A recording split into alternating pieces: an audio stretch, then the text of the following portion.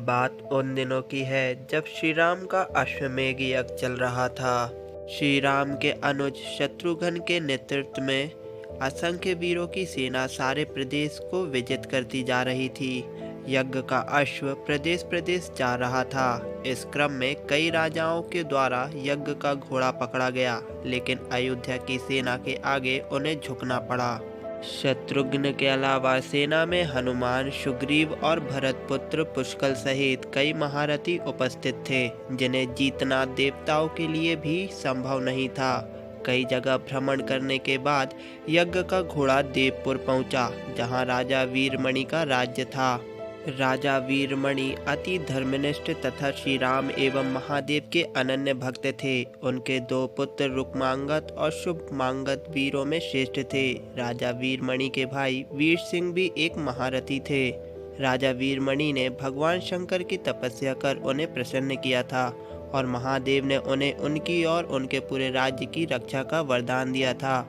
महादेव के द्वारा रक्षित होने के कारण कोई भी उनके राज्य पर आक्रमण करने का साहस नहीं करता था।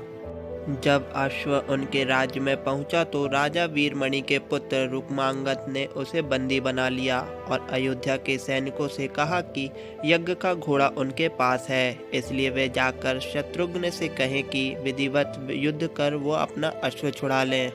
जब रुक्मांगद ने ये सूचना अपने पिता को दी तो वो बड़े चिंतित हुए और अपने पुत्र से कहा कि अनजाने में तुमने श्री राम के यज्ञ का घोड़ा पकड़ लिया है। श्री राम हमारे मित्र हैं और उनसे शत्रुता करने का कोई औचित्य नहीं है, इसलिए तुम यज्ञ का घोड़ा वापस लौटाओ। इस पर रुक्मांगद ने कहा कि हे पिताश्री, मैंने तो उन्हें युद्ध की चुनौती भी दे दी है, अतः अब उन्हें बिना युद्ध के अश्व लौटाना हमारा और उनका दोनों का अपमान होगा। अब तो जो हो गया है उसे बदला नहीं जा सकता, इसलिए आप मुझे युद्ध की आज्ञा दें। पुत्र की बात सुनकर वीरमणि ने उसे सेना सुसज्जित करने की आज्ञा दे दी। राजा वीरमणि अपने भाई वीर सिंह और अपने दोनों पुत्र रुक्मांगद और शुभमांगद के साथ विशाल सेना लेकर युद्ध क्षेत्र में आ गए। इधर जब शत्रुघ्न को सूचना मिली कि उनके यज्ञ का घोड़ा बंदी बना लिया गया है तो वह बहुत क्रोधित हुए एवं अपनी पूरी सेना के साथ युद्ध के लिए युद्ध क्षेत्र में आ गए। उन्होंने पूछा कि उनकी सेना से कौन अश्व को छुड़ाएगा, तो भरत पुत्र पुष्कल ने कहा कि तातश्री आप चिंता न करें, आपके आशीर्वाद और श्री राम के प्रताप से मैं आज ही इन सभी योद्धाओं को मारकर अश्व को मुक्त करता हूँ। वे दोनों इस प्रकार बात कर रहे थे कि पवनसुत हनुमान ने कहा कि राजा वीरमणि के राज्य पर आक्रमण करना स्वयं परमपिता ब्रह्मा के लिए भी कठिन है, क्योंकि यह नगरी महाकाल द्वारा सुरक्षित है। अतः उचित यही होगा कि पहले हमें बातचीत द्वारा राजा वीरमणि को समझाना चाहिए, और अगर हम ना समझा पाए तो हमें श्री राम को सूचित करना चाहिए। राजा वीरमणि श्री राम का बहुत आदर करते हैं, इसलिए वे उनकी बात नहीं टाल पाएंगे। हनुमान की बात सुनकर श्री शत्रुघ्न बोले, हमारे रहते अगर श्री राम को युद्ध भूमि में आना पड़े यह हमारे लिए अत्यंत लज्जा की बात है। अब जो भी हो हमें युद्ध तो करना ही पड़ेगा। यह कहकर वे सेना सहित युद्ध भूमि में पहुंच गए। भयानक युद्ध छिड़ गया। भरतपुत्र पुष्कल सीधा जाकर राजा वीरमणि से भिड़ गया। दोनों अतुलनीय वीर थे। वे दोनों तरह तरह के शस्त्रों का प्रयोग करते हुए युद्ध करने लगे।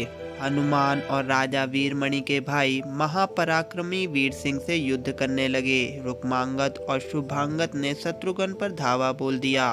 पुष्कल और वीरमणि में बड़ा घमासान युद्ध हुआ। अंत में पुष्कल ने वीरमणि पर 8 नाराज बाणों से वार किया। इस बार को राजा वीरमणि सह नहीं पाए और मूर्छित होकर अपने रथ पर गिर पड़े। वीर सिंह ने हनुमान पर कई अस्त्रों का प्रयोग किया, पर उन्हें कोई हानि ना पहुंचा सके। हनुमान ने एक विकट पेड़ से वीर सिंह पर वार किया। इससे वीर सिंह रक्तवमन करते हुए मूर्छित हो गए। उधर श्री शत्रुघ्न और राजा वीरमणि के पुत्रों में असाधारण युद्ध चल रहा था। अंत में कोई चारा न देखकर शत्रुघ्न ने दोनों भाइयों को नागपास में बांध लिया। अपनी विजय देखकर शत्रुघ्न की सेना के सभी वीर सिंहनाद करने लगे। उधर राजा वीरमणि की मूर्छा दूर हुई तो उन्होंने देखा कि उनकी सेना हार के कगार पर है। यह देखकर उन्होंने भगवान रुद्र महादेव शंकर का स्मरण किया।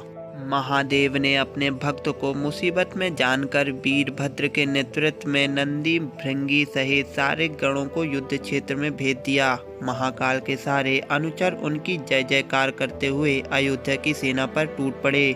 शत्रुघ्न, हनुमान और सारे लोगों को लगा कि जैसे प्रलय आ गया हो। जब उन्होंने भयानक मुख वाले रुद्र व अवतार वीरभद्र, नंदी भृंगी सहित महादेव की सेना देखी तो सारे सैनिक भय से कांप उठे। शत्रुघ्न ने हनुमान से कहा कि जिस वीरभद्र ने बात ही बात में दक्ष प्रजापति का मस्तक काट डाला था और जो तेज और क्षमता में स्वयं महाकाल के समान है, उसे युद्ध में कैसे हराया जा सकता है। यह सुनकर पुष्कल ने कहा कि हे तात श्री, आप दुखी मत हो, अब तो जो भी हो हमें युद्ध तो करना ही होगा। यह कहते हुए पुष्कल वीरभद्र से, हनुमान नंदी से और शत्रुघ्न भृंगी से जा भिड़े।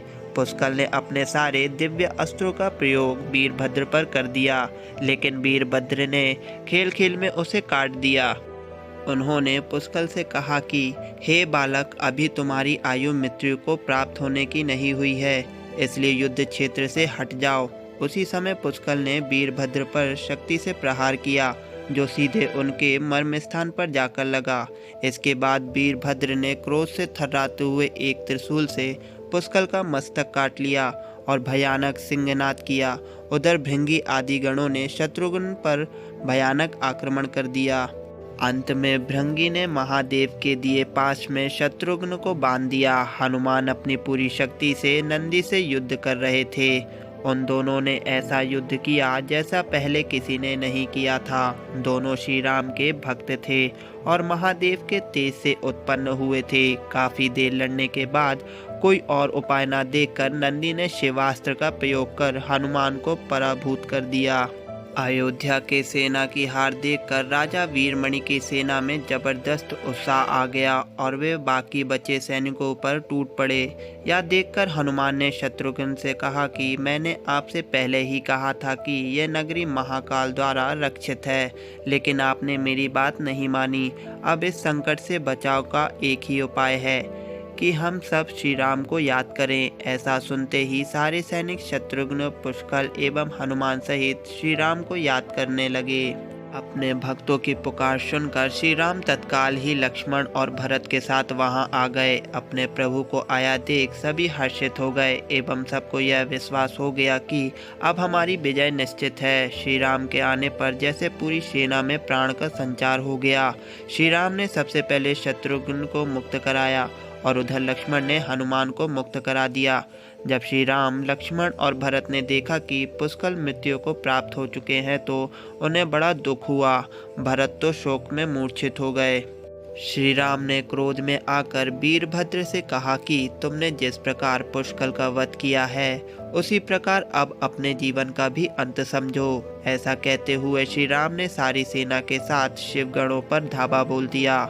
जल्द ही उन्हें यह पता चल गया कि शिवगणों पर साधारण अस्त्र बेकार हैं, इसलिए उन्होंने महर्षि विश्वामित्र द्वारा प्रदान किए दिव्य अस्त्रों से वीरभद्र और नंदी सहित सारी सेना को विदीर्ण कर दिया।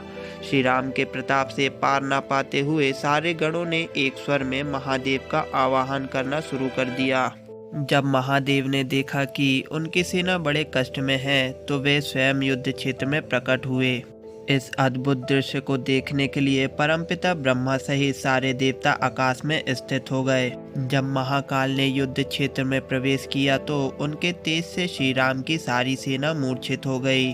जब श्री राम ने देखा कि स्वयं महादेव रण क्षेत्र में आए हैं तो उन्होंने शस्त्र का त्याग कर भगवान रुद्र को दंडवत प्रणाम किया एवं उनकी स्तुति की। उन्होंने महाकाल की स्तुति करते हुए कहा कि हे सारे ब्रह्मांड के स्वामी, आपके ही प्रताप से मैंने महापराक्रमी रावण का वध किया। आप स्वयं ज्योतिर्लिंग में रामेश्वर में पधारे। हमारा जो भी बल है वो भी आपके आशीर्वाद के फलस्वरूप ही है। यह जो अश्वमेघ यज्ञ मैंने किया है वह भी आपकी इच्छा से ही हो रहा है, इसलिए हम पर कृपा करें और इस युद्ध का अंत करें। यह सुनकर भगवान रुद्र बोले कि हे राम, आप स्वयं विष्णु के रूप हैं, मेरी आपसे युद्ध करने की कोई इच्छा नहीं है। फिर भी चूंकि मैंने अपने भक्त वीरमणि को उसकी रक्षा का वरदान दिया है, इसलिए मैं इस युद्ध से पीछे नहीं हट सकता। अतः संकोच छोड़कर आप युद्ध करें। श्री राम ने इसे महाकाल की आज्ञा मानकर युद्ध करना शुरू किया।